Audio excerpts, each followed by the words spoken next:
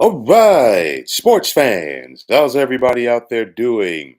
William Martin coming at you one more time here on YouTube with another edition of the 300 Pounds of Sports Knowledge Podcast. Now, after several up and down years, the Seattle Seahawks have now opted for what appears to be a rebuild, and it's been a very interesting past several days in the Pacific Northwest for this franchise. I mean, you look at it, um, yesterday's news that the Seahawks have decided to trade starting quarterback Geno Smith to the Las Vegas Raiders. We've also seen wide receiver, longtime wide receiver, Tyler Lockett, who has been with the Seahawks for the past 10 years, now be released. And also, there were four other players that the Seahawks released earlier this week, not to mention that Pro Bowl wide receiver DK Metcalf could possibly be traded as well. And nonetheless, this Seahawks team is going to look a lot different at the start of the 2025 NFL season than they clearly were at season's end 2 months ago. So you ask yourself how much of a teardown is coming from Seahawks general manager John Schneider and Mike McDonald for this team, and the answer is going to be why. I mean, first and foremost, you look at it, Seattle went into this offseason with plenty of cap space. But you look at it from the Geno Smith aspect, he has played his best football of his NFL career over the past 3 years as a Seahawks starting quarterback. But maybe, just maybe, I don't know if the Seahawks view him as their long term option at quarterback. He's an older quarterback, don't get me wrong. He was brought in first as a backup to then Seahawks starting quarterback Russell Wilson. And then once the Seahawks moved on from Russ, Geno was their guy. And of course, Geno, nobody expected anything of Geno outside of the Seahawks organization when he replaced Russell Wilson. And like I said before, Geno put together 3 solid years as a starting quarterback for the Seattle Seahawks. And in actuality, the Seahawks never had a losing season with Geno Smith at quarterback, but they just had that one playoff appearance back in 2022. They actually finished with a better record this year. They went 10-7, but still no postseason nonetheless.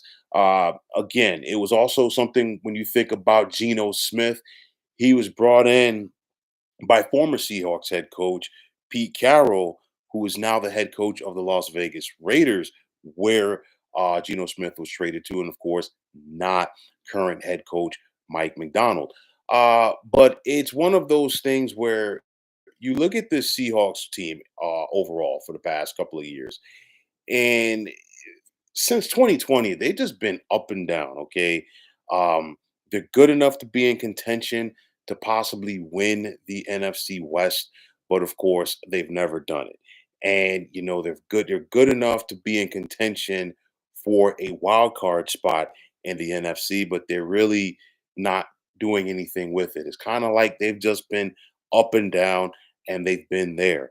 So nonetheless, this team is going in a different direction at quarterback. Tyler Lockett has 10 years under his belt. I do think a team around the NFL will pick him up, so he will have a job heading into next season. And then, of course, moving on from DK Metcalf, and who knows what is going to be next for the Seahawks. But at the end of the day, I think Metcalf is probably going to get traded. And you ask yourself, how much can Seattle get back for him? They're going to get something back for him. I'm not sure if they're going to get a first round pick for him, but nonetheless, you look at a guy in Metcalf, then when he's on as far as being a wide receiver. He has one more year left on his deal, which means that whoever trades for him more than likely is going to have to sign him to an extension. And if you're going to pay him, how much draft compensation are you really going to give up to the Seattle Seahawks in exchange for that? So, first and foremost for Seattle, where do they go at quarterback right now? And some people are talking about Sam Darnold. And of course, we saw Sam Darnold put together a phenomenal year this past season as the starting quarterback for the Minnesota Vikings. You look at it, and I've talked about it, all this past season. I said, hey, Sam Darnold's going to cash in with somebody. Maybe that cashing in is in Seattle with the Seahawks. It could be interesting because I'm just going to throw this out there right now. Years ago, when Pete Carroll was in his early stages of his NFL as the head coach, rather, of the Seattle Seahawks, it was a scenario where those Seahawks went out there and signed quarterback Matt Flynn. Of course, Flynn had some solid games, substituting for Aaron Rodgers as a starting quarterback for the Green Bay Packers when Rodgers was out with injury. And, it was expected that Flynn was going to be the guy who was going to help Seattle get over that hump and get to the postseason.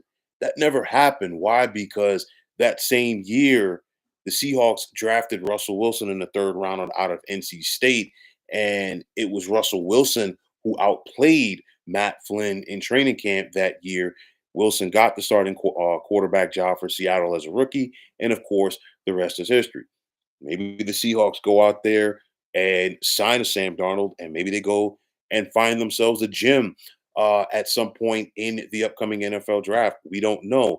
But nonetheless, Sam Darnold could be an option for the Seahawks as starting quarterback. But like I said before, with Sam Darnold, excuse me, bringing him in is one thing. Who are you going to put around him to get the football to? Because I really do think a lot of what we saw of Sam Darnold this past season was the system of Minnesota Vikings head coach Kevin O'Connell, along with the fact that, just get the football to Justin Jefferson and get out of his way and let him do his thing.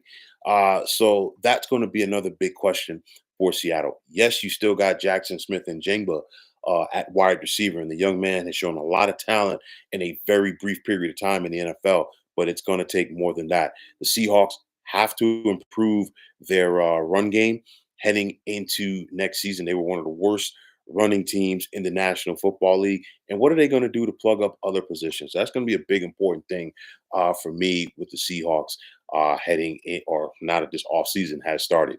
You look at it, they were 10-7 this past season. They finished tied with the Los Angeles Rams for the top spot in the NFC. Of course, the Rams got that tiebreaker, won the division. And in spite of the fact that Seattle won 10 games, they were still watching the postseason at home. But nonetheless, they saw the Rams destroy Sam Darnold and the Vikings in the wild card round. They saw the Rams push the Philadelphia Eagles to the brink in the divisional round in the snow, and they have to. And I was thinking maybe Seattle's looking at that and saying, hey, that could have been us, but they're tearing it down. How much of a tear down, and how quickly that the Seahawks can turn this thing around? Those are going to be big questions that have to be answered this offseason. So, like I said, is it going to be a short-term rebuild for the Seahawks or a long-term one? We're going to find out sooner rather than later. But nonetheless, this offseason just became extra important for the long-term outlook of this franchise, in my opinion. I think the next domino to fall in Seattle is probably going to be DK Metcalf, trading him for some draft compensation. And then, like I said before, let's see where the Seahawks go from there. Kind of shocked that Geno Smith is no longer a Seattle Seahawk and he's a Las Vegas Raider. But you know what? At the end of the day, that's the nature of the business. Were the Seahawks a championship team with Geno Smith as their starting quarterback? Absolutely not. But nonetheless, I think that the Seahawks got more out of Geno Smith than anybody expected or would have expected. And like I said before, as great of a reclamation project that Geno Smith was in Seattle, the current head coach, Mike McDonald, was not attached at the hip with him. He was, of course, a Pete Carroll guy. And now he once again is a Pete Carroll guy with the Vegas Raiders. So let's see what's next for the Seattle Seahawks. Like I said, is this going to be a long-term rebuild or a short-term rebuild? Only time will tell. But folks, that is going to wrap it up. And as always, I want to take this time out to thank each and every one of you for tuning into the 300 Pounds of Sports Knowledge podcast. here on YouTube. Want to take this time out to thank all of you fine folks out there for tuning in. And if you haven't already, please feel free to subscribe to this channel. Also, if you're on the X, formerly known as Twitter, please feel free to follow me at 300 pounds of sports. And like I always say, if you follow me, it will be my pleasure to follow you right back. There's also the sports discussion group on Facebook at the Sports Depot 365. You can check it out. Drop a line and be a part of one of the better sports debating sites going on social media. So, once again, fine folks, my name is William Martin, and I am signing off. And I'm saying take care and have yourselves a wonderful day.